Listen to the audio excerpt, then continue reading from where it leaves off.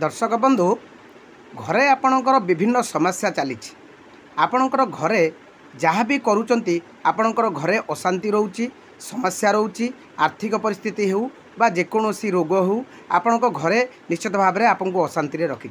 आपण यही उपायटी प्रत्येक दिन करंतु देखिए आपण धीरे धीरे एथुरु आपण निश्चित लाघव पाइबे। तेबे से उपायटी कौन ना उपायटी हूँ दुईटी मंत्र से हूँ प्रभु हनुमानंकर मंत्र मुझे दुईटी मंत्र कहूँ आपड़ से दुईटी मंत्र को अबा रेकर्डिंग करूँ अबा आप लिखि रखु आप प्रत्येक दिन सकाळु उठिकी ये दुईटी मंत्र आप पढ़े तीन तीन थर लेखा जदि पाइबे जदि 108 थर पढ़ी पारे बहुत भल कथा। तेबे मंत्रटी कौन ना प्रथम हूँ ओं हं हनुमते नम